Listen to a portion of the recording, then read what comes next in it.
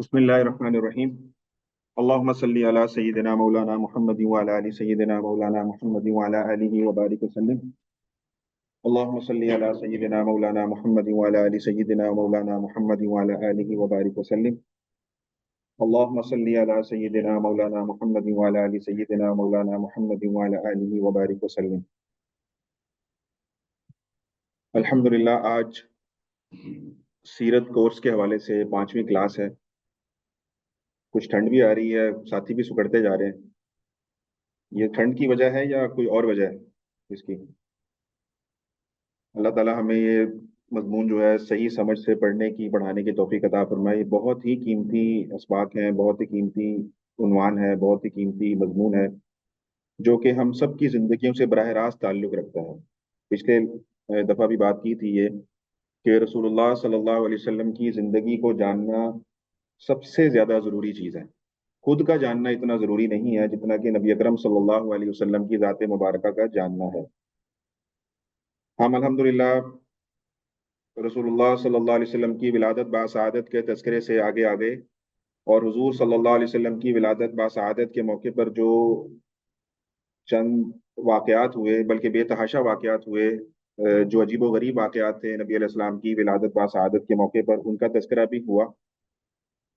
آج انشاءاللہ تعالی ہم کچھ نبی علیہ السلام کے اسفار کے بارے میں، کچھ نبی علیہ السلام کی ذات اقدس کی پیدائش کے بعد واقعہ فیل، کیونکہ پہلے ہوا تھا، پیدائش سے پہلے ہوا تھا، اور واقعہ فیل کے بعد جو سب سے بڑے واقعات ہوئے بعثت سے پہلے پہلے، اس میں ایک جنگ تھی، اس کا نام تھا فجار، حرب الفجار کے نام سے ایک جنگ ہوئی تھی بہت بڑی، قریش کی اور دوسرے قبائل کی.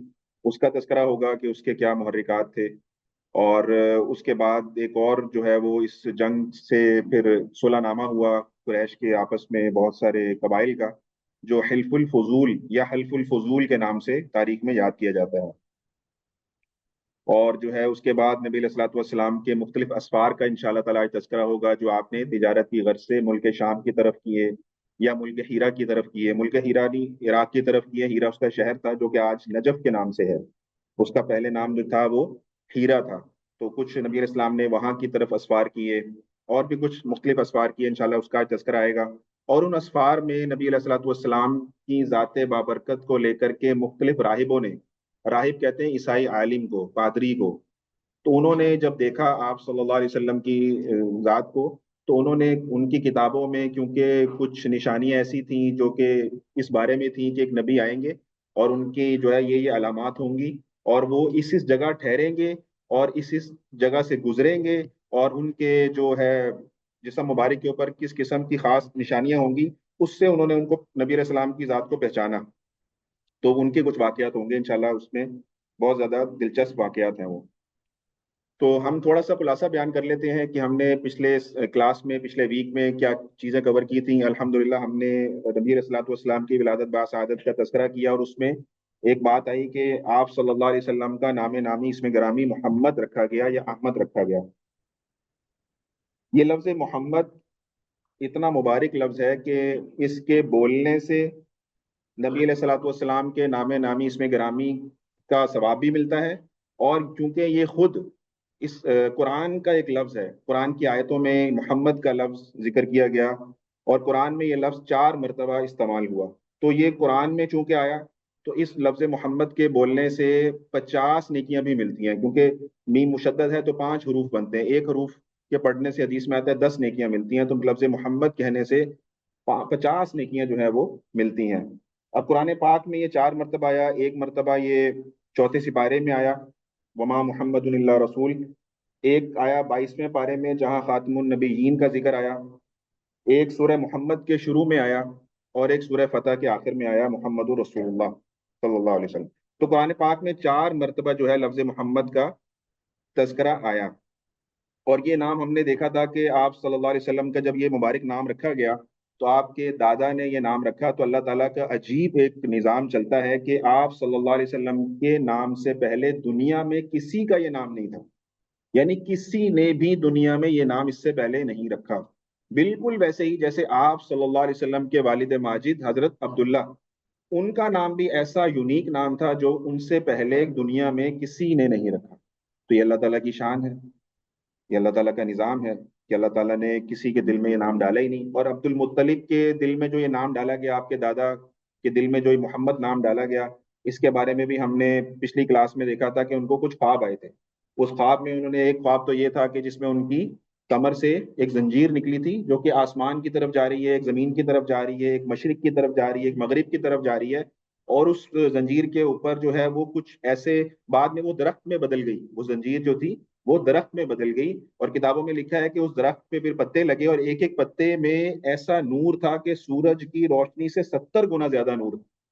اور اس دیکھا گیا اس خواب میں، انہوں نے دیکھا کہ وہ جو پتے ہیں ان کے اوپر ان سے کچھ لوگ لپٹے ہوئے ہیں، قریش کے کچھ لوگ لپٹے ہوئے ہیں، دنیا کے بہت سارے لوگ لپٹے ہوئے ہیں. اور دیکھا کہ وہ کچھ ایسے لوگ ہیں جو کہ اس درخت کو کاٹ رہے ہیں، اس کی شاخوں کو کاٹ رہے ہیں. قریشی ایسے ہیں جو کہ کاٹ رہے ہیں. اور کچھ دیکھا کہ اس کو پکڑ رہے ہیں، اسے چپٹ رہے ہیں، اسے لپٹ رہے ہیں. تو اس کے بارے میں جب انہوں پریشان ہوئے، فکر مند ہوئے آپ کے دادا کہ ایسا کیا خواب ہے، اور پوچھا گیا معربین سے، جب پوچھا جو تعبیر بتانے والے ہیں ان سے جب پوچھا تو انہوں نے کہا کہ آپ کے ہاں ایک ایسا بیٹا پیدا ہونے والا ہے جو کہ مشرق اور مغرب میں حکومت کرے گا اور وہ عجیب شان والا ہوگا. یہ تعبیر بتائی رائے محبرین نے جو کہ تعبیر دینے والے تھے اس دور میں، کہ وہ ایسا عجیب و غریب شان و شوکت والا آپ کے خاندان میں ایک لڑکا پیدا ہوگا. تو پھر یہ جب یہ بات کی کہ اس کی جب معبری نے یہ تعبیر بتائی تو پھر حضرت عبد المطلب کے دل میں خیال آیا کہ میں اس کا نام محمد رکھوں گا. کیونکہ محمد کہتے ہیں ایسی ذات جس کے اوصاف، جس کے اخلاق، جس کی تعریفیں دنیا میں سب سے زیادہ بیان کی جائیں، سب سے زیادہ بیان کی جائیں. تو یہ دیکھ کر انہوں نے کہا کہ یہ میرا پوتا ایسا ہوگا یا میرا لڑکا ایسا ہوگا جو کہ اتنی شان والا ہوگا، اتنی تعریفوں والا ہوگا، تو میں تو اس کا نام محمد رکھوں گا. تو محمد نام جو ہے وہ آپ کے دادا نے پھر یہ تجویز کیا. اور آپ کی والدہ کے بارے میں بھی ہم نے دیکھا تھا، ان کو بھی خواب آئے، انہوں نے بھی یہی نام سوچا، محمد یا احمد. تو ان کے بارے میں بھی یہی خواب آیا کہ ایسے معاملات ہوئے جس کی وجہ سے جو ہے یہ ان کے دل میں بھی آیا کہ میں یہ نام رکھوں گی. تو حضور صلی اللہ علیہ وسلم کی ولادت با سعادت کا تذکرہ پھر چل رہا تھا. اس میں عقیقے کا ذکر آیا کہ آپ نے اپنے حضرت آپ کے دادا جو تھے عبد المطلب، کیونکہ آپ کے والد گرامی تو آپ کی پیدائش سے پہلے انتقال کر گئے تھے. حضرت عبداللہ جو تھے وہ تو آپ کی پیدائش سے پہلے ہی انتقال کر گئے تھے، شادی کے کچھ مہینے بعد ہی آپ کا انتقال ہو گیا تھا. تو آپ کے دادا، کیونکہ آپ کی پرورش آپ کے دادا نے کی، تو آپ کے دادا نے ہی آپ کا عقیقہ کیا 7ویں دن. یہ بھی ہم نے دیکھا تھا کہ 7ویں روز آپ کا عقیقہ ہوا تھا. اور پھر ہم نے دیکھا کہ حضور صلی اللہ علیہ وسلم کی کچھ ایسی خواتین تھیں جنہوں نے آپ کو دودھ پلایا تھا، یعنی آپ کی رضائی مائیں جو کہلاتی ہیں. تو ان میں ہم نے دیکھا تھا کتنے نام آئے تھے، کوئی بتا سکتا ہے جی؟ 4 نام آئے تھے. کون کون سے نام آئے تھے؟ ایک تھی آپ کی والدہ حضرت آمینہ، اور ایک تھی آپ کی جو آپ کا چچا تھا ابو لہب، اس کی جو تھی کنیز تھی، لونڈی تھی، ان کا نام تھا سویبہ. یہ ایک میں تصحیح کروں گا اپنی، پچھلی دفعہ جو ہے وہ صوبیہ میں نے نام بول دیا تھا. یہ صوبیہ نام نہیں ہے، سویبہ نام ہے، سویبہ. کیونکہ ہمارے یہاں مستعمل صوبیہ ہے، سویبہ نام میں نے بھی نہیں سنا ہوا تھا. پھر جو ہے وہ میں نے بہت زیادہ غور سے پڑھا بھی نہیں. تو قاری صاحب کو اللہ جزائے خیر دے، انہوں نے میری تصحیح کی کہ آپ نے یہ نام صحیح نہیں لیا، سویبہ نام ہے ان کا. تو یہ آپ بھی نوٹ کر لیجئے گا اس کو. تو سویبہ نام ہے ان کا، اور انہوں نے بھی آپ صلی اللہ علیہ وسلم کو دودھ پلایا تھا. اور اس کے بعد جو ہے وہ ایک سب سے زیادہ جو دودھ پلایا جنہوں نے، ان خاتون کا نام کیا آتا ہے؟ حضرت حلیمہ سعدیہ رضی اللہ تعالی عنہا. تو انہوں نے آپ صلی اللہ علیہ وسلم کو سب سے زیادہ دودھ پلایا تھا. اور اس میں ایک نام جو آتا ہے ام ایمن کا بھی آتا ہے، لیکن کتابوں میں، کسی کتاب میں نے یہ بھی پڑھا کہ وہ انہوں نے دودھ نہیں پلایا تھا، لیکن کئی کتابوں میں پڑھا کہ انہوں نے دودھ پلایا تھا. بہرحال یہ 4 خواتین کے نام آتے ہیں جنہوں نے نبی علیہ الصلوۃ والسلام کو بچپن میں دودھ پلایا اور آپ کی رضائی ماں کا شرف حاصل کیا. اور اس کے بعد ہم نے دیکھا کہ عرب میں رواج تھا. عرب میں رواج کیا تھا کہ جب بچہ پیدا ہوتا تھا تو اس کو گاؤں دیہات میں بھیج دیتے تھے. کیوں بھیجتے تھے؟ وہ اس لیے بھیجتے تھے کہ وہاں کی تازہ تر و تازہ قسم کی جو آب و ہوا ہے اس میں اس کی پرورش ہو بچے کی، پھر بچہ خالص زبان سیکھ لے. ہمارے لیے یہ بات سمجھنا بہت آسان ہے آج کے دور میں بھی. ہم دیکھتے ہیں کہ ہمارے یہاں بھی دیہات کا ماحول شہروں کی نسبت زیادہ جفا کشی والا ہے. زیادہ جو ہے وہ آب و ہوا کی صاف ستھری آب و ہوا ہے، اور وہاں پہ ذرا زیادہ اس طرح کی چیزیں، خالص چیزیں ملتی ہیں کھانے پینے کے حوالے سے. تو عرب بھی اس معاملے میں بہت زیادہ حساس تھے. تو وہ بھی بچوں کو کیا کرتے تھے کہ گاؤں دیہات میں شہروں سے دور بھیج دیا کرتے تھے. تو हमने देखा था कि जो बनी साद का इलाका है ताइफ से आगे, वहां से 10 औरतें आई थी मक्कातुल मुकरमा में बच्चों को लेने के लिए, दूध पिलाने की घर से। क्योंकि बनी साद में गुर्बत बहुत ज्यादा थी, कहत बहुत ज्यादा था, तो वहां से औरतें आती थी और यहाँ से उनको उम्मीद होती थी कि हम इन बच्चों को लेकर के जाएंगी दूध पिलाने के लिए, तो उनके घर वाले हमें कुछ ना कुछ इसका मुआवजा भी देंगे, ताकि उससे हमारी जो है गरीबी और हमारे जिस तरह के हालात हैं वो काफी हद तक दूर हो जाएं। गोया उनकी आमदनी का एक जरिया था। तो 10 औरतें वहां से आई थी और उन्होंने जब मक्के में आई तो उन्होंने तमाम घरों का जब चक्कर लगाया, तो 10 की 10 रिवायत में आता है कि 10 की 9 औरतें, जो एक तो हलीमा सादिया थी, उनके अलावा जो 9 औरतें थी, उन्होंने नबी अलैहिस्सलाम के घर में वो भी आई। लेकिन जब उन्होंने देखा कि आप सल्लल्लाहु अलैहि वसल्लम के वालिद गिरामी तो दुनिया में मौजूद नहीं है, गोया कि आप यतीम हैं, तो उन्होंने फिर यहाँ से जो है वो अपनी कन्नी कतरा के तो वो चली गई कि हम इस बच्चे को लेकर के क्या करेंगी। इस बच्चे के तो सरपरस्त है ही नहीं कोई, इसका तो बाप ही नहीं है। जब बाप नहीं है तो फिर ये कि हमें उम्मीद भी नहीं है कि ये कोई हमें इस यतीम बच्चे की परवरिश करने का कोई हकुल खिदमत जो है वो हमें मुआवजा मिलेगा। तो वो 9 की 9 जो खवातीन थी वो चली गई थी। और आखिर में हजरत हलीमा सादिया का हमने देखा था कि वो सबसे आखिर में क्योंकि पहुंची थी, ताइफ से जब सफर शुरू किया बनी साद से, तो उनकी ऊँटनी या उनकी गदी जो थी वो बहुत कमजोर थी, तो वो सबसे आखिर में जो थी मक्कातुल मुकरमा में पहुंची। और उस वक्त सारे बच्चे तकसीम हो चुके थे, तो आप सल्लल्लाहु अलैहि वसल्लम की जो के घर तशरीफ ले गई, और वहां पे जब आपको देखा तो नबी इस्लाम ने आपकी तरफ देखकर आप मुस्कुराए। और जब अल्लाह ताला की तरफ से ऐसी मोहब्बत हलीमा सादिया रजी अल्लाह तआला अन्हा के दिल में पैदा हुई कि आपने उस बच्चे उनको जो है वो ले लिया। तो इस तरह से उन्होंने जो है वो उनको दूध पिलाया। इसके बाद जो है वो आप सल्लल्लाहु अलैहि वसल्लम का वाकया हुआ शक्के सदर का। हमने देखा था कि शक्के सदर का वाकया जो है तारीख में कितनी बार हुआ, कोई बता सकता है भाई? 4 मरतबा हुआ था। तो मुख्तलिफ वाकयात में शक्को सदर का वाकया भी था। शक्के सदर कहते हैं सीने का चाक हो जाना, और नबी अलैहिस्सलाम का सीना मुबारक चाक किया गया और आपका कल्ब मुबारक को निकाला गया और उसको धोया गया, साफ किया गया। और ये 4 मरतबा ये वाकया हुआ। एक दफा जब आप सल्लल्लाहु अलैहि वसल्लम हलीमा सादिया रजी अल्लाह तआला अन्हा के पास थे, एक दफा तब हुआ जब आप सिर्फ 4 साल के थे। एक मरतबा हुआ जब आपकी उम्र 10 साल के करीब थी। एक मरतबा हुआ बेसत से पहले, जब ऐलान नबूवत आप सल्लल्लाहु अलैहि वसल्लम फरमाना चाहा अल्लाह के हुक्म से, तो उससे पहले एक और दफा शक्के सदर का वाकया हुआ, तीसरी मरतबा। और चौथी मरतबा हुआ मेराज पर जाने से पहले। तो गोया 4 दफा ये शक्के सदर का वाकया हुआ। अच्छा, इसके बाद हमने तस्करा किया था कि आप सल्लल्लाहु अलैहि वसल्लम की वालिदा माजिदा हजरत आमना जो थी वो अपने ननियाल मदीनतुल मुनव्वरा 1 महीने के लिए तशरीफ ले गई। और आपके साथ जो थी, आप सल्लल्लाहु अलैहि वसल्लम आपके साथ थे, और आपके साथ आपकी कनीज जो थी उम्मे ऐमन, जिनका नाम बरका भी था रजी अल्लाह तआला अन्हा, वो भी आपके साथ थी। तो 1 महीना आपने मदीनतुल मुनव्वरा में क़याम फरमाया अपनी वालिदा के साथ। और जब वहां पे, अब वालिदा 1 महीने के लिए गई, लेकिन 1 महीने में वो फिर लौट आई वापिस, तो उसका वजह क्या हुई? उसकी वजह ये हुई कि आपको, ये मैंने पिछली दफा भी जिक्र किया था कि पिछली किताबों में, पिछली तमाम मजाहिब की आसमानी किताबों में आप सल्लल्लाहु अलैहि वसल्लम के मुतालिक बहुत सारा निशानियां, बहुत सारी ऐसी चीजें मौजूद थी जिसको लेकर के बाकी जो मजाहिब के लोग थे वो इस इंतजार में थे कि एक नबी ने आना है। और वो अपनी किताबों में निशानियां देख देख कर जो है वो इलाकों में फिरते रहते थे हर वक्त। और उनको ये पता था, किताबों में ये लिखा हुआ था कि ये जो जमाना है जिसमें नबी ने आना है, नबी का ज़हूर होगा, बेसत होगी, वो आजकल का ही जमाना है, यानी कि उस दौर का ही जमाना है। तो उन दिनों में वो बड़े तलाश में रहते थे कि ऐसा कोई हमें शख्स मिल जाए जो कि जिसमें ये निशानियां पाई जाए जो हमारी किताबों में लिखी नहीं है। तो वो नबी अलैहिस्सलाम की गोया तलाश में थे, अपनी किताबों में से निशानियां पढ़ पढ़कर तलाश में थे। तो जब बीबी आमना तशरीफ लेकर गई मदीनतुल मुनव्वरा, तो वहां पे जो यहूदी कबाइल थे, जिसमें ओस थे, खजरज थे, आपको पता है ना मदीना में 2 कबीले थे, ओस और खजरज, ये यहूदी कबाइल थे। तो ये आए ही मदीना में इस नीयत के साथ थे, इनकी किताबों में लिखा हुआ था कि जो आखिरी नबी ने आना है वो इस इलाके में आना है, इस नखलिस्तान के अंदर, जहाँ पे खजूर के दरख्त होंगे और इस तरह की आबो हवा, और पूरा मदीनतुल मुनव्वरा का नक्शा था। तो वो उन्होंने आके मुस्तकिल सुकूनत इसी शहर में तैयार कर ली थी, और वो ढूंढते रहते थे हर वक्त कि कब नबी ने यहाँ पे आना है। तो वो इस नीयत से जो थे यहूदी और दूसरे रूमी जो ईसाई वगैरह थे, वो सारे वहाँ पे आते रहते थे, वहाँ पे रहते थे। तो जब मदीनतुल मुनव्वरा में नबी अलैहिस्सलातु वस्सलाम बचपन में अपनी वालिदा के साथ तशरीफ लेकर गए, तो कुछ यहूदियों ने उन्हें पहचाना। कुछ यहूदियों ने, यहूदी जो आलिम थे, उन्होंने पहचान लिया कि ये बच्चा तो वही खास बच्चा है। तो वो एक वाकया आता है, किताबों में लिखा है कि हजरत उम्मे ऐमन जो आपकी कनीज थी वो आपके साथ थी। तो वो एक जगह लेकर के नबी अलैहिस्सलाम को गालिबन जा रही थी या बैठी हुई थी, तो देखा एक शख्स ना बहुत ज्यादा गौर से देख रहा है आप सल्लल्लाहु अलैहि वसल्लम को, उस बच्चे को जो आप कम सिनी में थे, छोटी उम्र में थे, तो वो आपको देखे जा रहे हैं। तो हजरत उम्मे ऐमन को तशवीश हुई कि ये क्यों देख रहा है, इस बच्चे को क्यों देख रहा है। तो वो घबरा गई।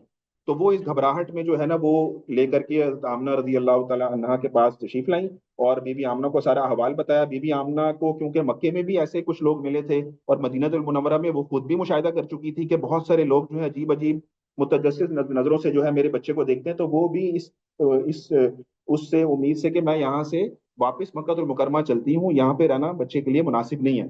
तो इसलिए उन्होंने 1 महीने के बाद जो है वापसी का सफर बांधा मक्कातुल मुकरमा की तरफ।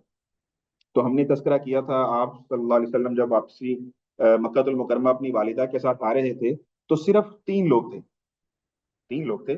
एक आपकी वालिदा थी, एक आपकी कनीज उम्मे ऐमन थी, और एक जो थे खुद आप सल्लल्लाहु अलैहि वसल्लम। ये 3 लोग थे, 2 खवातीन थी और एक बच्चा। तो ये जब मदीनतुल मुनव्वरा से निकले हैं मक्कातुल मुकरमा आने के लिए, तो रास्ते में जो है अबवा का मुकाम आता है, अबवा का। तो अबवा के मुकाम पे हजरत आमना रजी अल्लाह तआला अन्हा की जो है वो तबीयत खराब हुई, और वहां पर फिर जो है वो उन्होंने अपनी जान जो थी वो खालिक हकीकी के सुपुर्द कर दी। तो आप ये देखें कि नबी अलैहिस्सलाम की पैदाइश से पहले आपके वालिद का इंतकाल हो गया, और जब आप बिल्कुल 6 साल की उम्र थी, बिल्कुल छोटे थे, तो आपकी वालिदा भी दुनिया से कूच कर गई। तो इतनी यतीमी के अंदर, इतनी मिस्कीनी के अंदर नबी अलैहिस्सलाम की ये बचपन के हालात थे। लेकिन उसके बावजूद नबी अलैहिस्सलाम कभी जिंदगी में मायूस नहीं हुए। तो हमें भी ये देखना चाहिए। इससे हमें सबक क्या मिलता है? इससे हमें सबक ये मिलता है कि हमें दुनिया में कोई भी मुश्किल पेश आ जाए, हमें मायूस नहीं होना, हमें घबराना नहीं है। बहुत सारे नौजवान बैठे हैं, पेपरों में नंबर कम आ जाते हैं, परेशान हो जाते हैं, और जॉब नहीं मिल रही होती, परेशान हो जाते हैं। तो हमें नबी अलैहिस्सलाम की पूरी सीरत पढ़ने से बार बार ये एहसास होगा कि आप सल्लल्लाहु अलैहि वसल्लम ने कितनी तकालीफ जिंदगी में देखी हैं। लेकिन पूरी सीरत में आपको एक जुमला भी ऐसा नहीं मिलेगा जिसमें नबी अलैहि सलाम ने ये कभी कहा हो कि यार मेरे ना की हो गया, या ये मेरे साथ ही होना था, जैसे हम लोग कहते हैं, या मेरे साथ क्यों हुआ ऐसा। ये मायूसी के जुमले नबी अलैहिस्सलाम की सीरत में एक भी नहीं मिलेगा आपको, झलक भी नहीं मिलेगी इनकी। तो हमें इस सीरत से असबाक लेने हैं। जो भी सीरत का आपके वाकया आपके सामने मैं बताऊंगा, आप पढ़ेंगे, खुद भी पढ़ेंगे, तो आप इनसे बहुत सारी चीजें, इनमें इनमें से सबक निकालें अपने लिए कि मेरे लिए इसमें क्या सबक है। कि आप सल्लल्लाहु अलैहि वसल्लम ने इतनी बचपन में तकलीफ, बचपन शुरू होते ही तकलीफ शुरू हो गई, लेकिन आप सल्लल्लाहु अलैहि वसल्लम ने बिल्कुल भी मायूसी को अपने करीब नहीं आने दिया, और अल्लाह ताला से ही उम्मीद लगा के रखी। तो अबवा के मुकाम पे नबी अलैहिस्सलाम की वालिदा माजिदा का इंतकाल हो गया। और जब वहां से ये चले हैं, अच्छा वहां पे आप अब तो एक खातून रह गई उम्मे ऐमन, और एक आप सल्लल्लाहु अलैहि वसल्लम रह गए, और आप सल्लल्लाहु अलैहि वसल्लम की उम्र 6 साल की थी। तो अब हमने भी अल्हम्दुलिल्लाह उस मुकाम की जियारत की है, अबवा मुकाम की। तो आप हैरान होंगे कि वो इस कदर एक तो शहर से दूर है, मदीनतुल मुनव्वरा से काफी दूर है वो, और इतना ज्यादा आज भी वहां जाना जो है ना बहुत मुश्किल है। आज के दौर में भी गाड़ियों पर वहां नेविगेशन काम नहीं करता, गूगल नेविगेशन भी काम नहीं करता, यानी इतनी रिमोट लोकेशन। और पहाड़ के ऊपर जो है वो उनकी जो है वो कब्र है, और पहाड़ के ऊपर उनकी कब्र है। और वो इतना, अगर वहां जाके बंदा देखता है, मैंने भी वहां पे जाके जियारत की है उनकी कब्र की, तो वहां पे जो है वो अजीब एक खू का आलम है वहां पे। मतलब आप जैसे ही सूरज ढल जाता है तो खौफ आने लगता है वो जगह को देख के कि कैसा सुनसान एरिया है। तो अब जो अबुआ शहर है वो भी थोड़ा सा आगे दूर है वहां से। तो ऐसा सुनसान जगह पर जब आज से 1400 साल पहले वहां क्या आलम होगा। तो जब वहां पर नबी अलैहिस्सलाम की वालिदा का इंतकाल हुआ तो आप बहुत रोए वहां, कब्र पे बैठ के बहुत रोए। और बात आता है कि उम्मे ऐमन ने ही वो पहाड़ खोदा, और कब्र जो थी वो निकाली, और फिर उनकी तदफीन की, और फिर वो पत्थर वगैरह रख के उन्होंने उसको बंद किया, और फिर नबी अलैहिस्सलाम को लेकर के वो मक्कतुल मुकरमा की तरफ रवाना। तो अब्दुल मुत्तलिब, क्योंकि आपके दादा मक्कतुल मुकरमा में थे, तो वो जब अपने, क्योंकि पोते से बेइंतहा मोहब्बत करते थे, जैसे हमने अब्दुल मुत्तलिब के हालात में भी देखा, पिछली क्लास में भी हमने देखा कि अब्दुल मुत्तलिब जो थे अपने पोते से बेतहाशा मोहब्बत करते थे। तो जैसे ही वो मदीनतुल मुनव्वरा गए अपनी वालिदा के साथ, तो अब्दुल मुत्तलिब बेचैन रहते थे मक्कातुल मुकरमा में। हर वक्त इंतजार में रहते थे कि मेरा पोता कब आएगा, मेरा पोता कब आएगा। तो किताबों में आता है कि वो रोजाना शाम को शहर के उस दाखिली दरवाजे पर जाकर या रास्ते पर जाकर बैठ जाते थे, और आने जाने वाले को देखते रहते थे कि मेरा पोता आ रहा है कि नहीं आ रहा। तो एक किताब में एक वाकया आता है कि जब वो एक दफा जब वो बैठे हुए थे, तो देखा दूर से एक ऊंट आ रहा है, और उस पर 2 सवार है, एक छोटा बच्चा है और एक कोई बड़ा सा सवार है। تو جب قریب آ کے دیکھا تو بڑے حیران ہوئے کہ یہ بچہ ایک ہے اور ایک بڑا ہے، بڑے دو ہونے چاہیے، اگر یہ محمد ہے آگے بچہ تو اس کے پیچھے تو دو بڑے بیٹھے ہونے چاہیے، ایک ان کی والدہ اور ایک ام ایمن، لیکن ایک بڑا بیٹھا ہوا ہے اور ایک بچہ بیٹھا ہے، تو بڑے حیران پریشان ہوئے، دیکھنے لگ پڑے۔ تو جب وہ قریب آیا تو دیکھا نبی علیہ الصلوۃ والسلام آگے بیٹھے ہوئے تھے، اور آپ کی جو کنیز تھی ام ایمن جو تھی، آپ کی رضائی ماں جو تھی، وہ ان کے پیچھے بیٹھی ہیں۔ تو پھر سارا واقعہ عبد المطلب کو بتلایا گیا، اور عبد المطلب اور پھر بہت زیادہ وہاں پہ آہوزاری انہوں نے کی اس بات کے اوپر کہ ان کی والدہ کا انتقال ہو گیا۔ تو عبد المطلب کی بے تحاشا محبت ملی نبی علیہ الصلوۃ والسلام کو۔ عبد المطلب کے بارے میں ہم نے پڑھا کہ وہ مکے کے سردار تھے، تو مکہ بیت اللہ کے اندر ایک خاص مسند تھی جو عبد المطلب کے لیے مخصوص تھی، یعنی قالین کا ایک ٹکڑا تھا جہاں پر صرف عبد المطلب کی نشست ہوا کرتی تھی، اور کسی کی مجال نہیں تھی اس قالین کے ٹکڑے پر یا اس نشست کے اوپر قدم بھی رکھے، یا آپ کے دادا کے آنے سے پہلے اس پر بیٹھ جائے، حتیٰ کہ آپ کی سگی اولاد کو بھی اجازت نہیں تھی۔ لیکن رسول اللہ صلی اللہ علیہ وسلم کی شان یا عجیب شان تھی کہ آپ اپنے دادا کی مسند پر بے تکلف ہو کر بیٹھتے ہو، یعنی آپ کے دادا بھی آتے بھی نہیں تھے اور آپ جا کر ان کی مسند پہ بیٹھ جاتے تھے۔ تو کئی دفعہ آپ کے قریش کے لوگوں نے، خاندان کے بڑوں نے آپ علیہ السلاۃ والسلام کو وہاں سے ہٹانا چاہا، تو ایک مرتبہ عبد المطلب آپ کے دادا نے آپ دیکھا اس بات کو تو سخت ناپسند فرمایا اور کہا کہ یہ میرا پوتا بڑی شان والا ہے، اس کو نہ ہٹایا کرو یہاں سے، اس کو یہیں بیٹھنے دو۔ تو گویا نبی علیہ الصلوۃ والسلام بہت بے تکلف ہو کر اپنے دادا کی مسند پہ جو تھے وہ تشریف رکھا کرتے تھے، تو بہت ہی زیادہ محبت کرتے تھے اپنے پوتے سے۔ اچھا، اس میں ہمارے لیے کیا سبق ہے؟ ہمارے لیے سبق یہ ہے کہ نبی علیہ الصلوۃ والسلام کی اور آپ کے دادا کی جو محبت ہے یہ ہمارے دور میں بھی نظر آنی چاہیے۔ ہمارے جو بڑے ہیں، جو دادا ہیں، جن کے پوتے ہیں، ان کو اپنے پوتوں کے ساتھ بہت زیادہ دوستی کا تعلق ان کو رکھنا چاہیے، جیسے نبی علیہ الصلوۃ والسلام کے دادا کا اپنے پوتے کے ساتھ ایک تعلق تھا، آپ صلی اللہ علیہ وسلم کے ساتھ ایک تعلق تھا۔ تو یہ اس میں ہمارے بڑوں کے لیے سبق یہ ہے کہ ہمیں اپنے دادا، جو ہمارے جو دادا ہیں، وہ اپنے پوتوں کے ساتھ ایک تعلق رکھیں، دوستی رکھیں، محبت رکھیں، اپنائیت دیں، سب سے بڑی بات ان کو وقت دیں۔ اگر بچوں کا باپ جو ہے کمانے میں کسی جگہ پہ مصروف ہے، شہر سے باہر ہے، یا صبح سے لے کر شام تک کسی کام میں مصروف رہتا ہے، تو یہ دادا کا کام ہے کہ وہ اپنے پوتوں کو وقت دے، اپنے بچوں کو وقت دے، ان کے ساتھ کھیلے، ان کے ساتھ باتیں کرے، ان کو اپنے سے مانوس کرے، کیونکہ جو اس عمر کے لوگ ہوتے ہیں ان میں اللہ تعالیٰ نے بہت زیادہ حلم، کیونکہ زندگی کا ایک بہت بڑا حصہ گزار چکے ہوتے ہیں، تو ان میں حلم آ جاتا ہے، بردباری آ جاتی ہے، ان کے اندر وہ ذہنی شرافت آ جاتی ہے جو کہ جب وہ اپنے بچوں کے ساتھ بیٹھتے ہیں، گپ شپ کرتے ہیں، باتیں کرتے ہیں، تو وہ بچوں میں ٹرانسفر ہوتی ہیں وہ چیزیں۔ تو یہ ہمیں اس سیرت کے واقعات سے سبق ملتا ہے، جو آپ صلی اللہ علیہ وسلم کا اپنے دادا کے ساتھ تعلق تھا، یا دادا کا اپنے پوتے کے ساتھ ایک تعلق تھا، یہ ہمارے بڑوں میں نظر آنا چاہیے، اور اس کے لیے یہ ہے کہ ہم اپنے بچوں کو وقت دیں۔ والدین کی بھی ذمہ داری ہے اپنے بچوں کو وقت دینا، اور جو گرینڈ پیرنٹس ہیں، دادا دادی ہیں، نانا نانی ہیں، ان کا بھی یہ کام ہے کہ اپنے بچوں کو وقت دیں۔ تو اس واقعے سے ہمیں یہ سبق بھی ملتا ہے۔ آج کے ٹاپک کی طرف آتے ہیں۔ اس میں نبی علیہ الصلوۃ والسلام کے کچھ اسفار ہیں، آپ نے سفر کیا شام کی طرف۔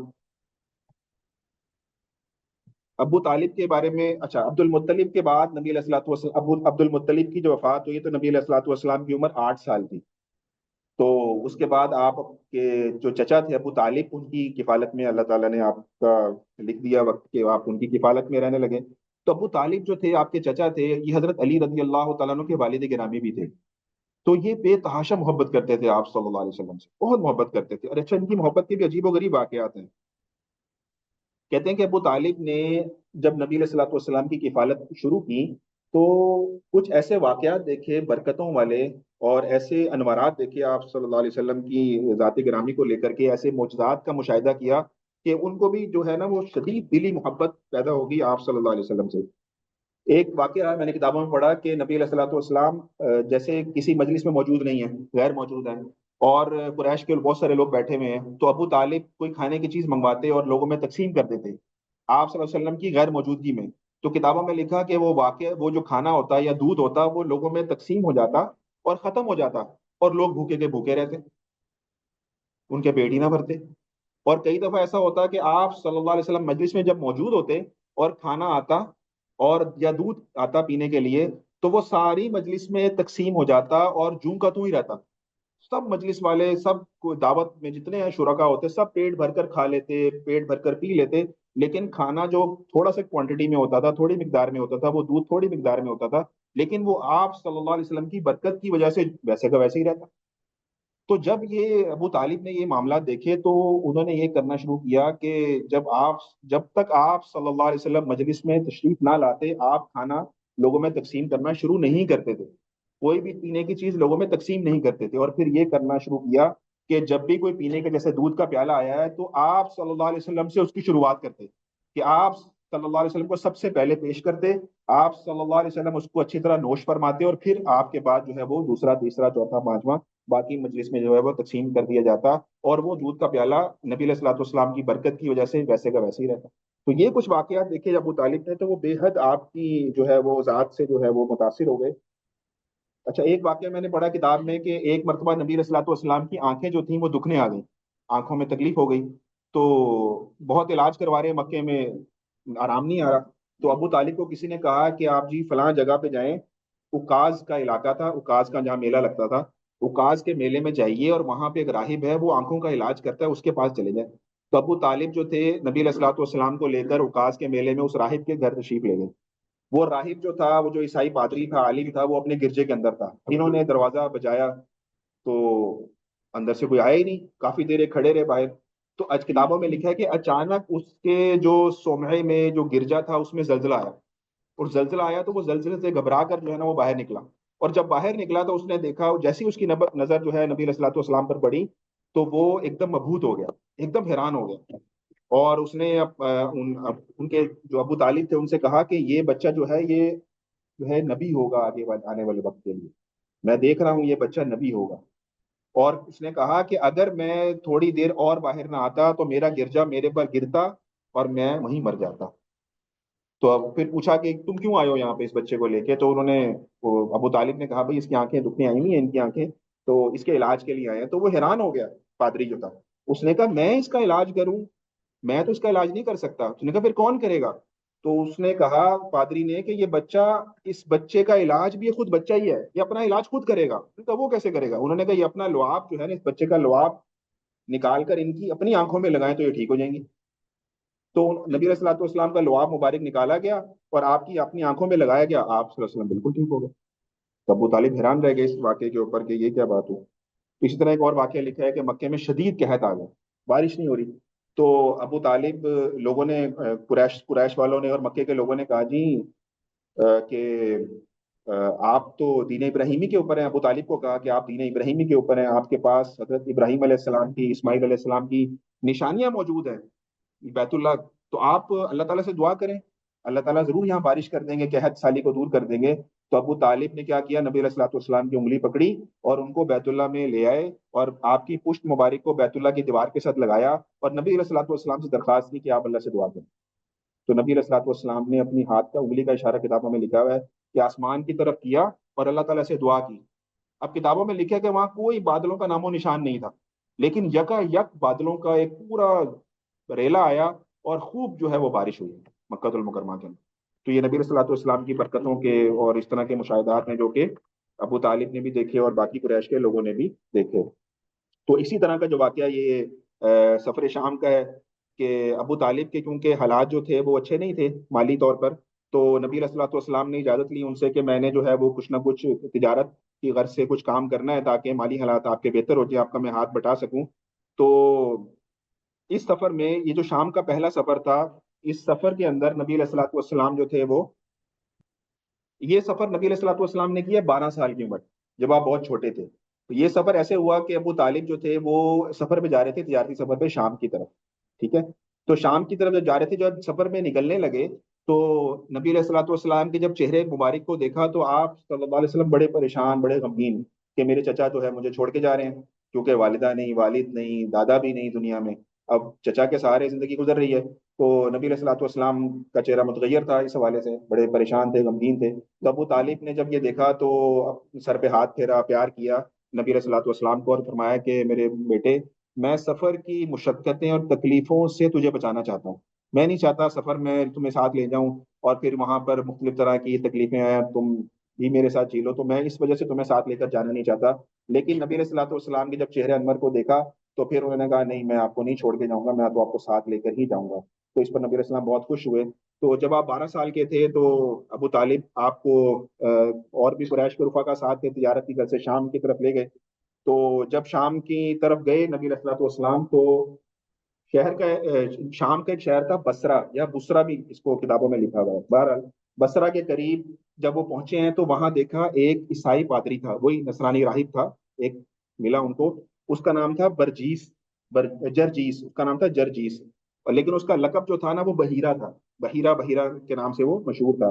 تو اس کی جو خانقاہ تھی اس کے قریب نبی علیہ الصلوۃ والسلام کے جو قافلہ تھا انہوں نے وہاں پڑاؤ کیا، میں آپ کو اس کی جگہ بھی دکھاتا ہوں، یہ ایک اس کی خانقاہ یا جو بھی اس کا گرجا ہے، یہ اس کا منظر ہے، یہ بیرونی منظر ہے اس کا، اور یہ جو ہے وہ اس کا اندرونی منظر آپ کے سامنے تصویر کے اندر۔ تو اس خانقاہ کے پاس جو تھے، یا اس گرجے کے پاس، اس کلیسے کے پاس نبی علیہ الصلوۃ والسلام جو تھے ان کا قافلہ جو ہے وہ یہاں پر ٹھہرا۔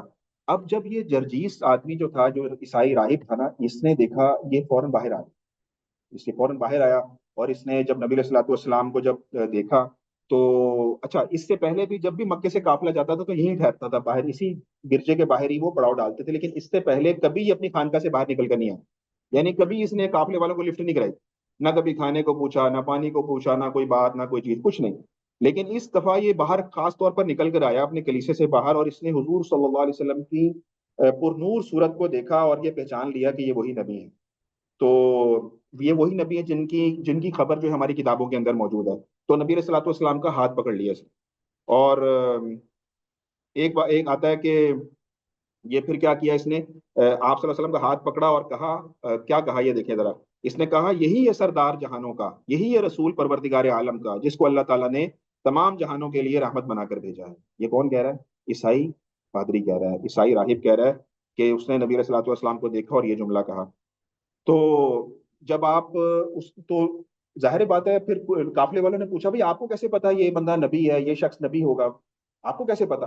تو اس نے کہا کہ میں جب اپنے اپنے اس میں بیٹھا ہوا تھا اپنے گرجے کے اندر، اور آپ کا قافلہ دور سے آ رہا تھا، تو میں نے یہ دیکھا کہ جب آپ گھاٹی سے آ رہے تھے تو ہر شجر نے، یعنی ہر درخت نے اور ہر پتھر، کوئی ایسا نہیں تھا جس نے آپ کو سجدہ نہ کیا ہو۔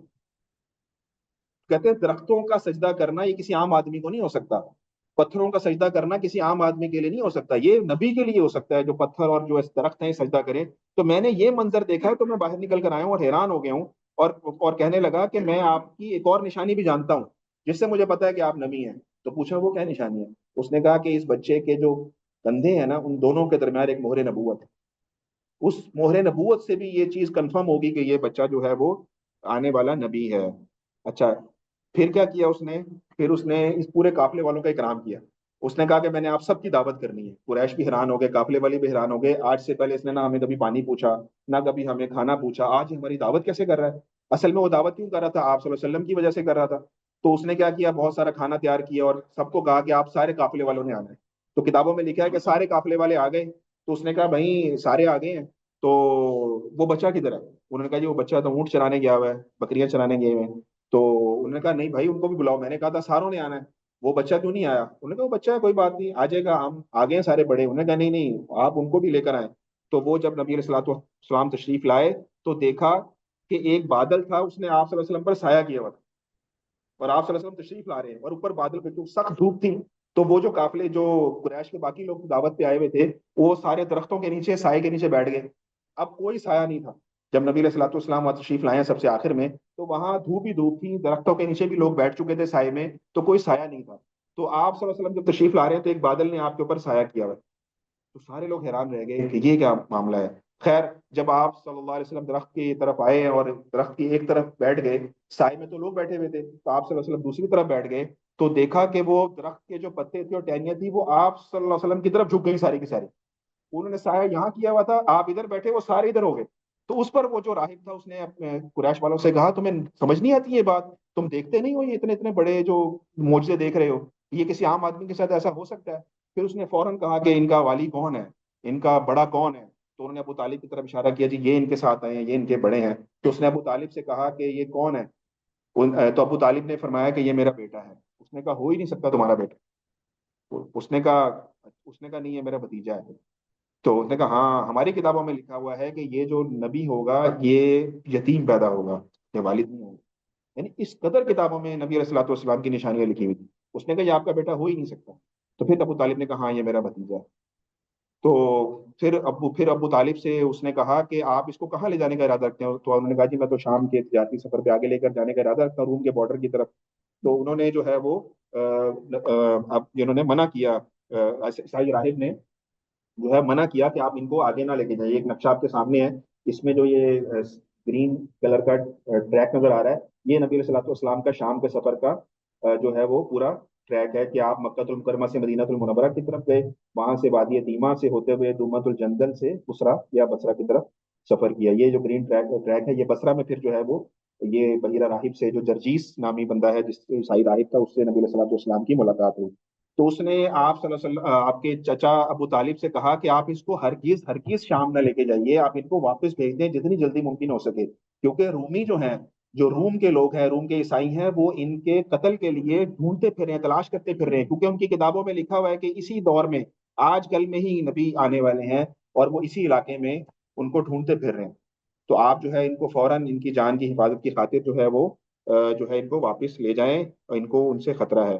ابھی کتابوں میں واقعہ لکھا ہے کہ ابھی وہ یہ باتیں کر ہی رہے تھے کہ 7 روم کے لوگ آ بھی گئے، 7 آدمی روم کے، وہ وہاں پہ تلاش کرتے کرتے کرتے کرتے اسی طرف آ گئے۔ تو راہب نے ان کو دیکھ کر پہچان لیا، راہب نے ان سے کہا کہ تم لوگ یہاں کیوں آئے ہو، تم لوگ کیا کر رہے ہو ادھر، ان 7 سے کہا۔ تو اس نے ان رومیوں نے کہا کہ ہم اس نبی کی تلاش میں نکلے ہیں جس کی تورات اور انجیل میں بشارت لکھی ہوئی ہے کہ وہ اس مہینے میں سفر کرنے کے لیے نکلے گا، ہر طرف ہم نے اپنے آدمی بھیجے ہوئے، ہر طرف، اور وہ تلاش کرتے پھر رہے ہیں۔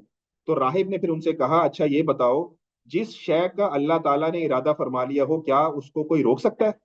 اللہ تعالیٰ اگر کسی چیز کا ارادہ کر لیں تو کیا کوئی اس کو روک سکتا ہے؟ انہوں نے کہا نہیں، ایسا تو نہیں ہو سکتا، جب اللہ تعالیٰ ایک چیز کو چاہ لیتے ہیں پھر تو رک نہیں سکتی۔ تو اس کے بعد ان کو بات سمجھ میں آ گئی، اور انہوں نے پھر بحیرہ راہب جو تھا اس سے عہد کیا، وعدہ کیا کہ اب ہم اس جو ہے نبی کو تلاش نہیں کریں گے۔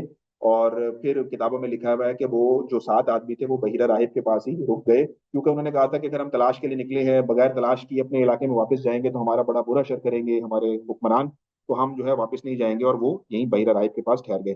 تو راہب نے پھر قریش کو قسم دے کر کہا کہ آپ اپنے بچے کو جو ہے واپس یہاں سے واپس بھیج دیں، تو ورنہ یہ آپ کو ضرر پہنچائیں گے لوگ۔ تو ابو طالب نے آپ کو حضرت ابو بکر صدیق رضی اللہ تعالیٰ عنہ اور حضرت بلال رضی اللہ تعالیٰ عنہ کے ساتھ جو ہے وہ واپس بھیج دیا، کیونکہ یہ دونوں حضرات بھی اس سفر میں آپ صلی اللہ علیہ وسلم کے ساتھ ہی تھے۔ تو یہ ہم نے سفر شام اور قصہ جو تھا بحیرہ راہب کا، یہ جو ہے ہم نے اس کو دیکھا ہے۔ اچھا، اس واقعے سے بھی ہمیں نا بہت سارے سبق ملتے ہیں۔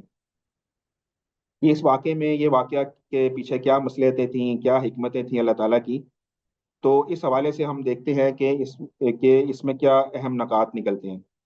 دیکھیں، سب سے پہلی بات تو یہ ہے کہ اہل کتاب جتنے بھی تھے،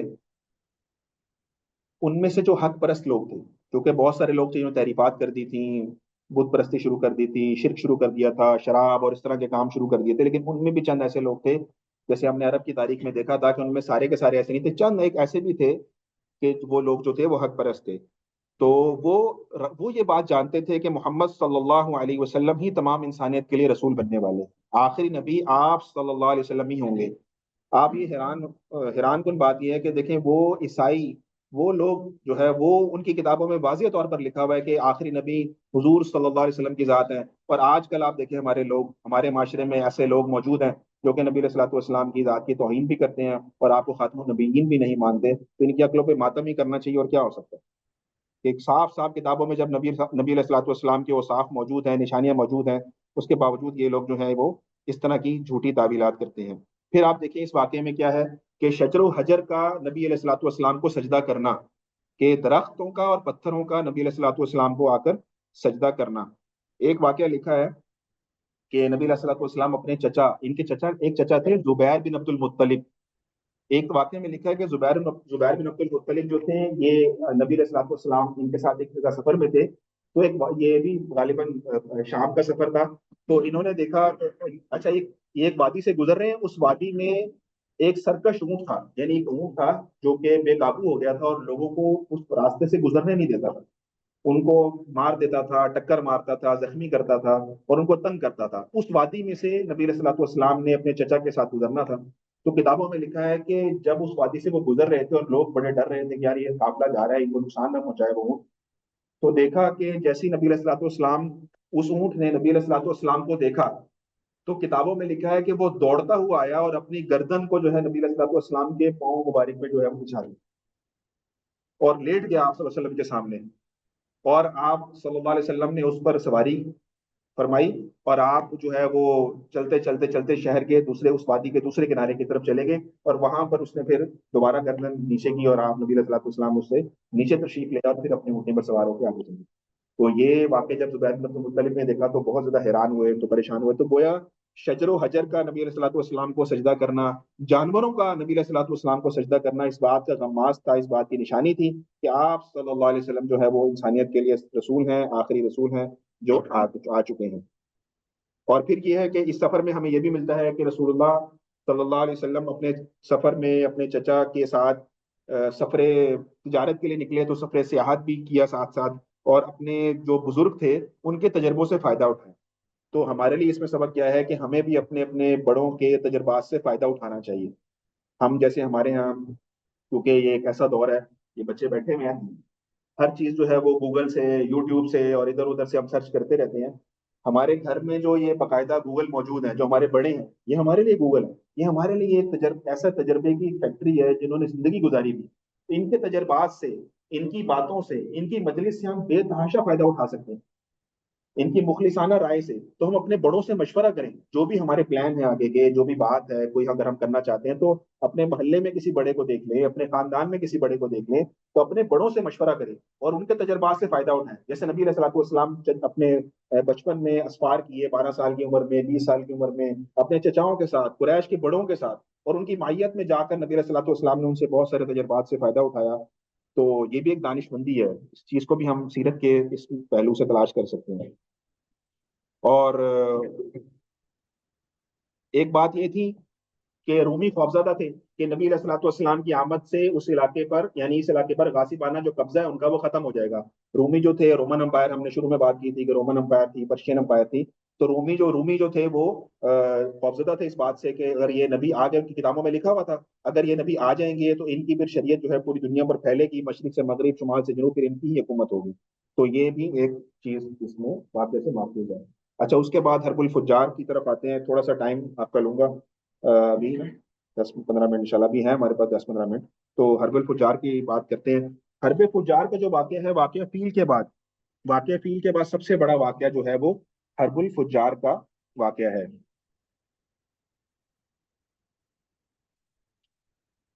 یہ ایک جنگ تھی جو کہ لڑی گئی بہت سارے قبائل کے آپس میں, ان کے اختلافات کے اوپر. تو اچھا, اس کو حرب الفجار کیوں کہتے ہیں؟ اس کو فجار اس لیے کہا جاتا ہے کہ یہ جو لڑائی لڑی گئی ہے یہ حرمت والے مہینوں میں ہوئی. کچھ ایسے مہینے تھے جن میں لڑائی وغیرہ کرنا معیوب سمجھا جاتا تھا عرب کے اندر. ان مہینوں میں یہ لڑائی لڑی گئی, اس لیے اس کو حرب فجار کہا گیا کہ یہ حرمت والے مہینوں میں لڑی گئی. یہ بہت فسق اور فجور والی بات تھی جس کی وجہ سے اس کا نام جو تھا وہ حرب فجار جو ہے تھا وہ پڑ گیا. یہ ایک نقشہ آپ کے سامنے ہے. اس نقشے میں آپ دیکھ سکتے ہیں کہ یہ جو جنگ فجار کی پوری ہسٹری ہے کہ اس میں یہ جنگ جو ہے نا 4 دفعہ میں لڑی گئی ہے, 4 مرحلوں میں لڑی گئی ہے. پہلی جنگ لڑی گئی جو کہ آپ سرخ نشان دیکھ سکتے ہیں, یہ کچھ قبائل کے درمیان لڑی گئی, یعنی بنو کنانا اور بنو حوازن کے درمیان ہوئی. اس کو کیسے اعلان بھی کہا جاتا ہے. اچھا, دوسری جنگ جو ہوئی یہ گرین ایرو ہے, یہ بھی مختلف قبائل کو ذکر ہو رہا ہے اس میں. یہ لڑی گئی قریش کے درمیان اور بنو کنانا کے درمیان. یہ مختلف قبائل تھے, قریش کے قبائل تھے, ان کی آپس میں جنگیں ہوئی ہیں. اچھا, اس کے بعد یہ جو براؤن ایرو ہے, یہ تیسری دفعہ یہ جنگ لڑی گئی حرمت والے مہینے میں. یہ بنو کنانا اور بنو نصر بن معاویہ کے درمیان لڑی گئی. اور اس کے بعد جو چوتھی اور آخری جنگ لڑی گئی ہے وہ یہ چوتھی جنگ ہے, یہ سب سے بڑی جنگ ہوئی ہے. اور اس جنگ میں قریش بھی تھے, بنو کنانا بھی تھے اور بنو حوازن بھی تھے. اس چوتھی جنگ میں نبی علیہ الصلوۃ والسلام نے شرکت فرمائی ہے. اس وقت آپ کی عمر کتابوں میں لکھا ہے غالباً 15-16 سال کے قریب تھی. تو اس جنگ میں جو تھی نبی علیہ الصلوۃ والسلام نے خود بھی شرکت فرمائی, اور اپنے چچاؤں کو جو تھے آپ تیر اٹھا اٹھا کر پکڑایا کرتے تھے. آپ نے اپنے ہاتھ سے قتال نہیں کیا اس میں, لیکن آپ جو تھے تیر اٹھا اٹھا کر اپنے چچاؤں کو جو تھے وہ دیا کرتے تھے. تو یہ اس جنگ فجار کا جو ہے یہ نقشہ آپ کے سامنے ہے. تو ہم نے اس میں یہ بات کی کہ اچھا, اس کا سبب کیا بنا جو آخری جنگ فجار ہوئی ہے, اس کا جو آخری جنگ ہوئی ہے اس کا سبب یہ بنا کہ ایک قافلہ آیا، ایک شہر سے، ہیرا شہر سے قافلہ آیا نعمان بن منذر کا، اوکاس کا میلہ تھا، وہاں پر ایک قافلہ آیا، تو جو بنو حوازن ایک قبیلہ تھا اس کے سردار تھے عروۃ الرحال بن اتبا، اس نے اس قافلے کو کہا کہ میں منڈی تک بحفاظت پہنچاؤں گا، اور اس کو پناہ دے دی۔ تو عرب میں کیونکہ جب کسی کو پناہ دے دیتے تھے تو پھر اس پر ڈٹ جاتے تھے چاہے جان چلی جائے، یعنی کہ وہ وعدہ خلافی نہیں کرتے تھے۔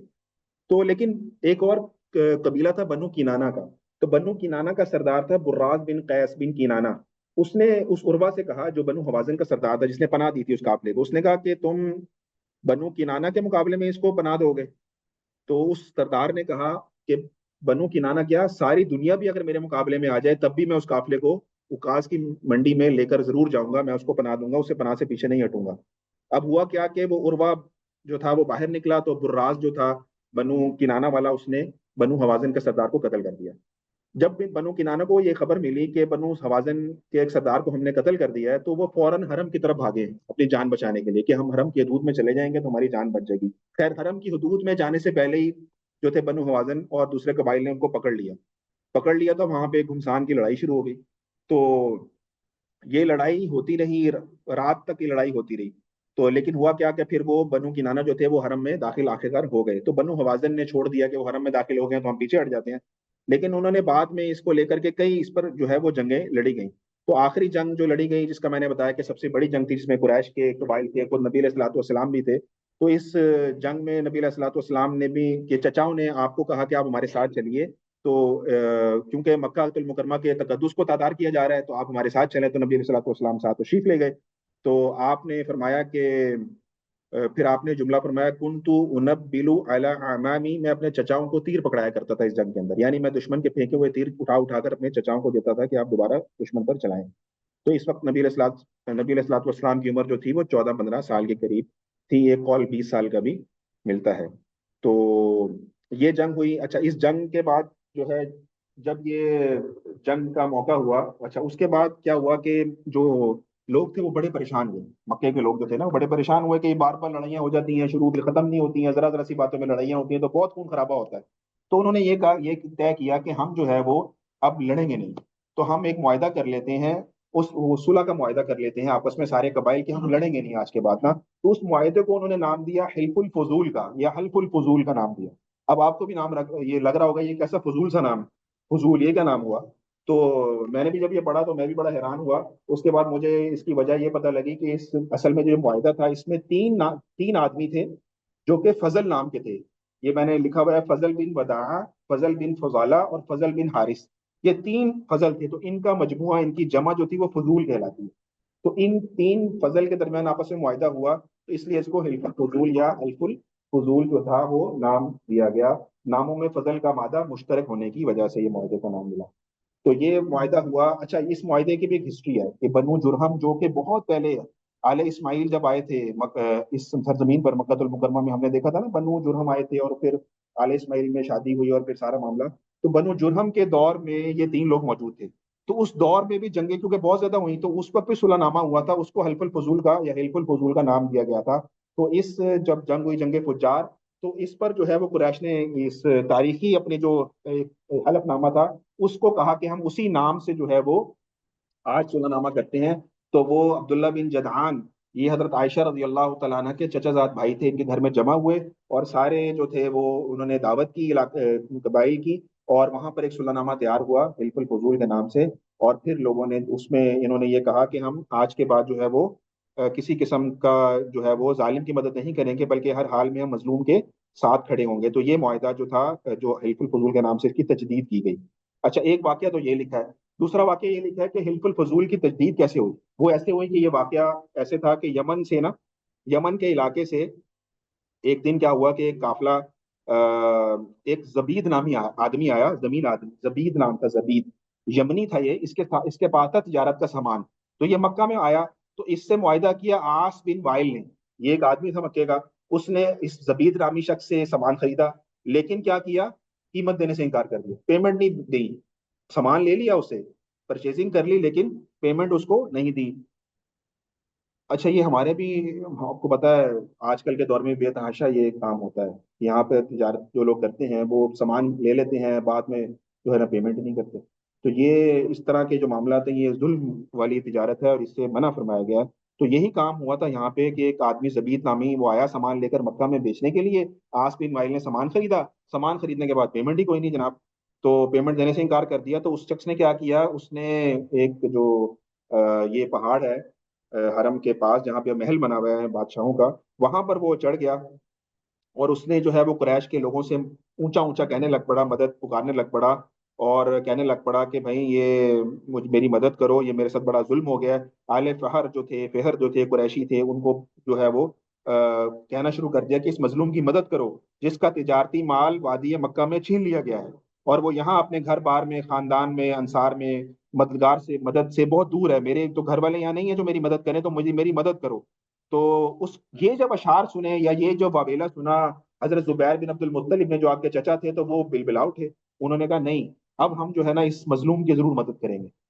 تو انہوں نے پھر عبداللہ بن جدعان کے گھر جو تھے وہ اکٹھے ہوئے اور وہاں کھانے کا اہتمام ہوا، وہاں پہ بہت سارے قبائل جمع ہوئے، بنو ہاشم، بنو زہرہ، بنو امیہ، بنو مخزوم، یہ سارے لوگ جو قریش کے تھے ان کے سرکردہ لوگ جمع ہوئے، اور انہوں نے پھر یہ حلف اٹھایا تھا کہ ہم حرمت والے مہینوں میں جو ہے وہ اب ایک تو جنگ نہیں کریں گے، اور دوسرا یہ تھا کہ وہ پختہ معاہدہ کیا کہ ہم ظالموں کے خلاف اور مظلوم کے ساتھ ایک ہاتھ کی طرح متحد ہوں گے، ظالموں کے خلاف اور مظلوم کے ساتھ ایک ہاتھ کی طرح متحد ہوں گے، یہاں تک کہ مظلوم کو اس کا حق لوٹا دیں چاہے وہ کسی قبیلے سے بھی ہو، جو مظلوم ہوگا ہم اس کی مدد کریں گے۔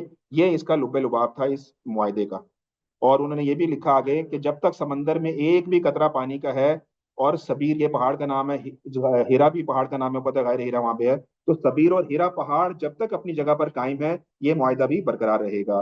پھر وہ سب آس بن وائل کے پاس گئے جس نے سامان تجارت خریدا تھا، پیسے نہیں دیے تھے، اس سے سارا مال چھینا، زبیدی کا سارا مال چھینا، اور چھین کر تو مال جو تھا وہ زبیدی کو اس کے حوالے کیا۔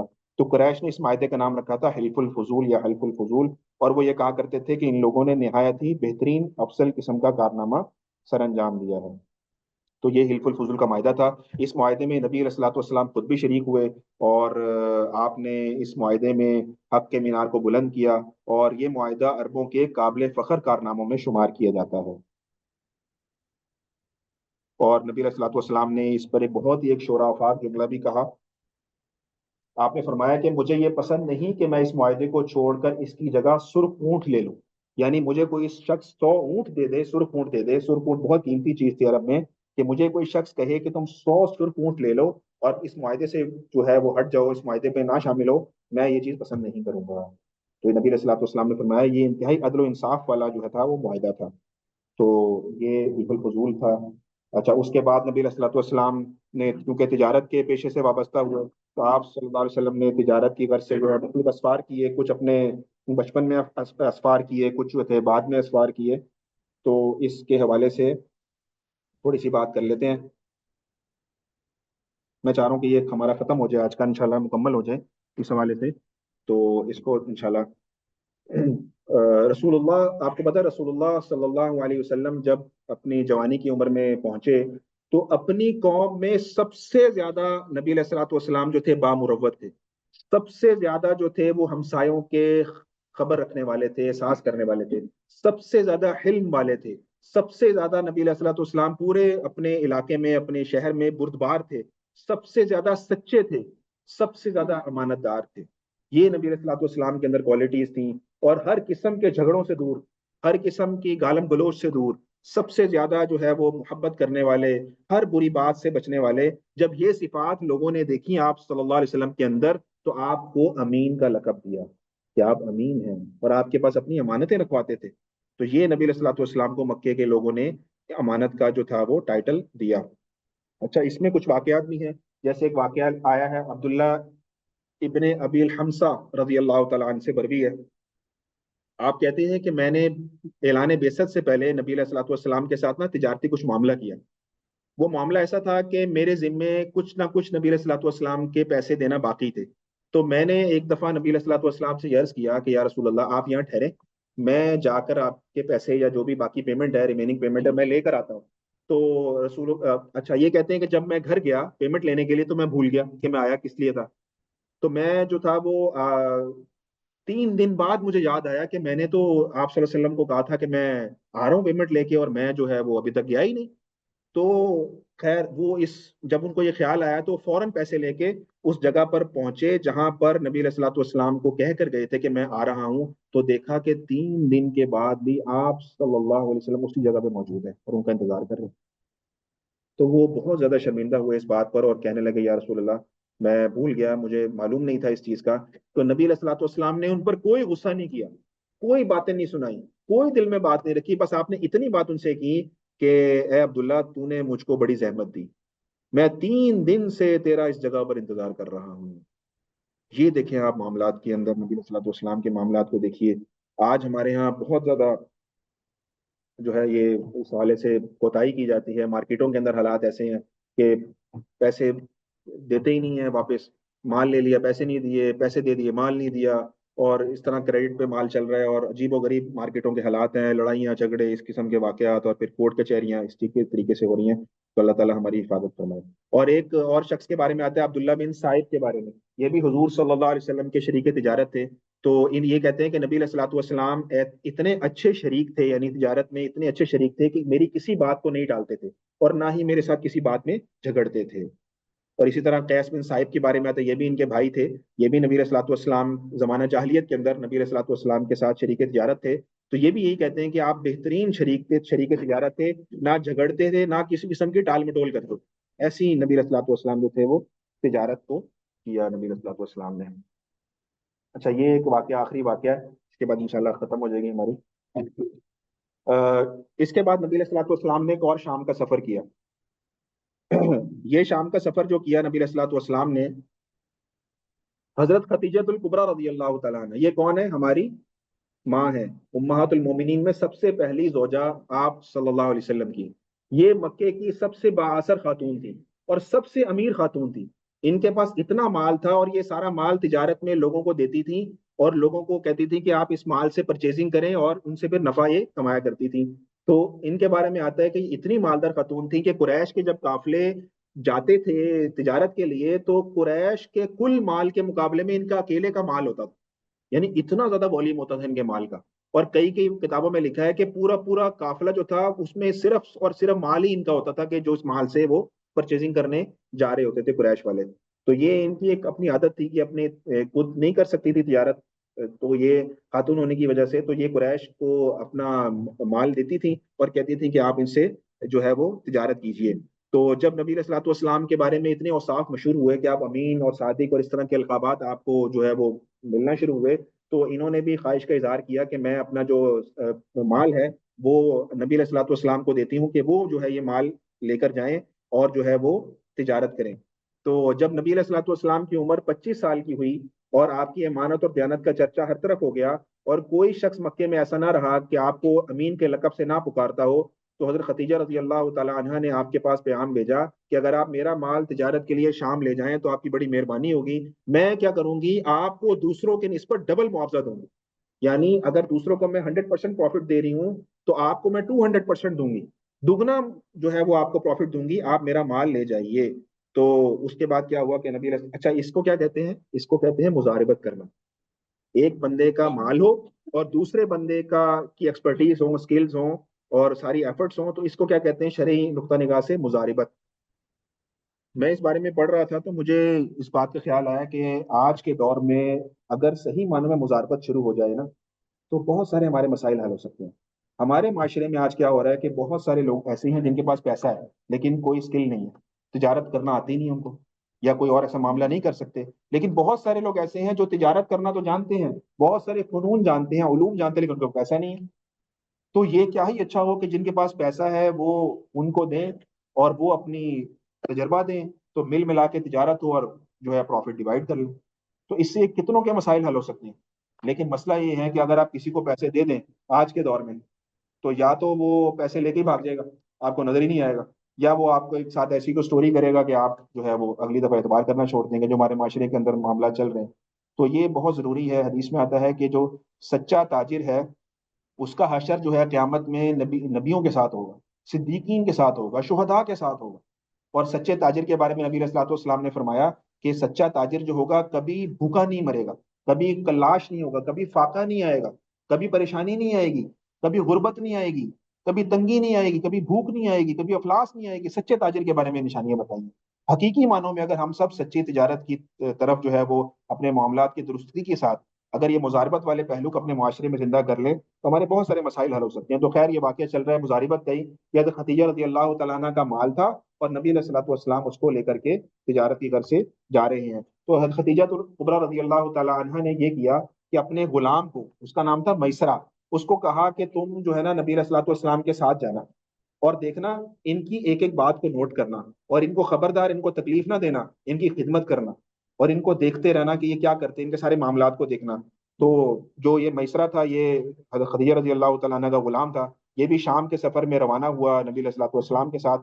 تو اس نے دیکھا جب یہ ایک جگہ پہ پہنچا، بسرا پہنچا، تو وہاں ایک سایہ دار درخت تھا۔ تو نبی علیہ الصلوۃ والسلام جو تھے اس درخت کے نیچے بیٹھ گئے۔ وہاں بھی ایک عیسائی راہب تھا، عیسائی عالم تھا جو رہتا تھا، اس کا نام کتابوں میں آتا ہے نستورہ، نستورہ اس کا نام آتا ہے۔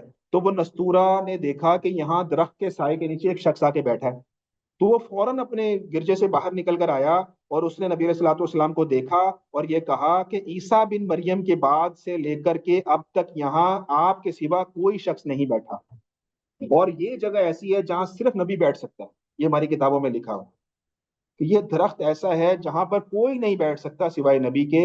عیسیٰ بن مریم کے بعد سے لے کر آج تک اس درخت کے نیچے کوئی نہیں بیٹھا، آپ پہلی شخصیت ہیں جو اس درخت کے نیچے بیٹھے ہیں۔ پھر اس نے کہا میسرہ سے، اس شخص سے، اس غلام سے جو خدیجہ الکبریٰ رضی اللہ تعالیٰ عنہ کا غلام تھا، کہ نبی علیہ الصلوۃ والسلام کی آنکھوں میں نا ایک خاص قسم کی سرخی ہوتی تھی، ایک سرخ ڈورے ہوتے تھے۔ تو اس نے میسرہ سے پوچھا کہ یہ نبی علیہ الصلوۃ والسلام کی آنکھوں میں جو یہ سرخی ہے یہ کیسی ہے؟ تو میسرہ نے کہا کہ یہ سرخی ایسی ہے جو مستقل آپ کی آنکھوں میں رہتی ہے اور کبھی بھی آپ صلی اللہ علیہ وسلم کی آنکھوں سے جدا نہیں ہوتی۔ اس پر اس راہب نے کہا کہ یہ وہی نبی ہیں یا آخری نبی ہیں، یہ وہی نبی ہیں یا آخری نبی ہیں۔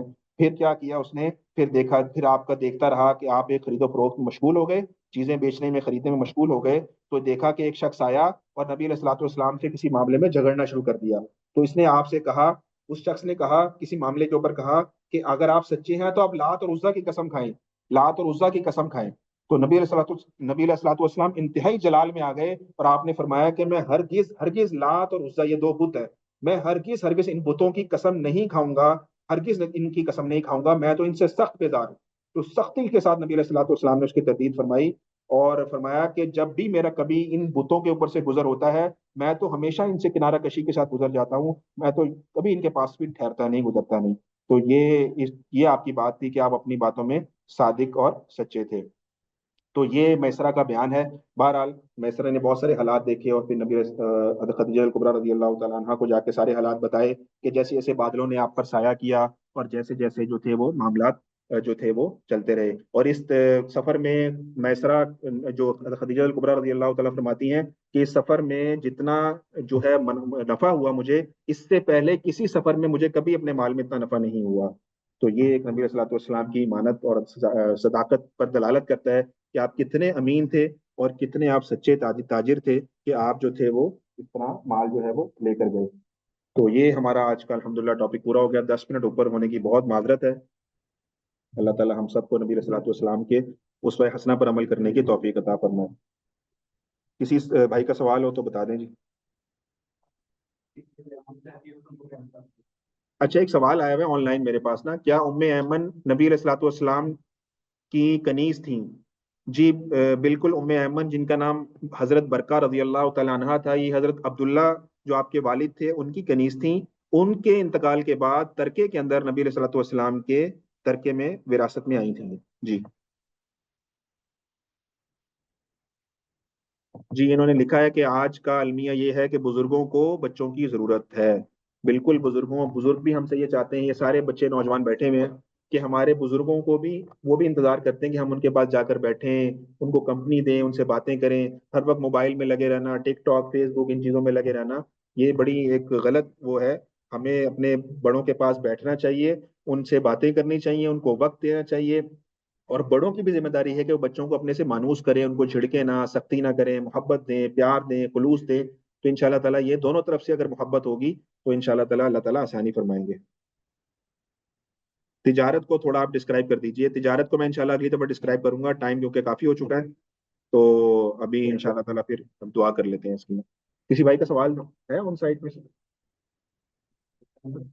अटेंडेंस का कह रहे हैं कि अटेंडेंस किसी भाई की रह गई है तो प्लीज लगा लें, फिर क्योंकि ग्रुप में ऐड कर लेंगे, वहाँ पे स्लाइड्स आती रहती हैं, हमारी सारी स्लाइड्स ग्रुप में आती हैं, तो आपको उससे इंशाल्लाह फायदा होगा।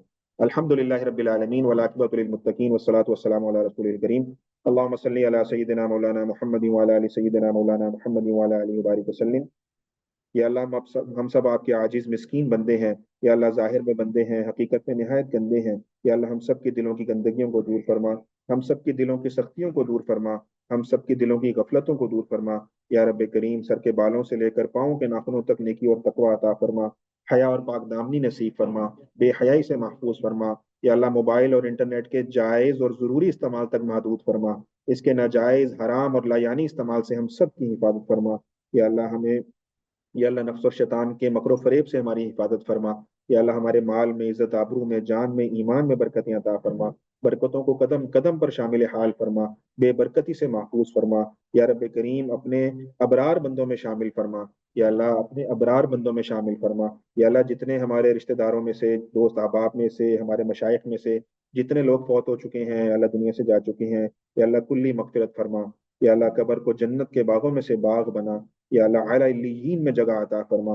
या अल्लाह हिसाब किताब की तमाम मनाजिल आसान फरमा। या अल्लाह हमें भी मरने से पहले मरने की तैयारी की तौफीक अता फरमा। या अल्लाह सीरत पढ़ना पढ़ाना कबूल फरमा। या अल्लाह इसको हमारे लिए तोशे आखिरत बना, बख्शिश का जरिया फरमा। या अल्लाह हम सब पर रहम फरमा, हुजूर सल्लल्लाहु अलैहि वसल्लम के उस्वे हसना पर अमल करने की तौफीक अता फरमा। या अल्लाह जिन लोगों ने दुआओं के लिए कहा है या चाहा है या कहना चाहते थे नहीं कह पाए, या जिनका हक है उनके लिए दुआएं करते रहा करें, सबके लिए खैर के फैसले फरमा। अल्लाहुम्मा सल्ली अला सय्यिदिना मौलाना मुहम्मद व अला आलि सय्यिदिना मौलाना मुहम्मद व अला आलिहि व बारिक वसल्लिम। या अल्लाह जो बीमार हैं हाजरीन में से, गायबीन में से, सबको या अल्लाह शिफा नसीब फरमा। व सल्लल्लाहु तआला अला खैरि खल्किही मुहम्मद व आलिहि व अस्हाबिही अजमईन बिरहमतिका या अरहम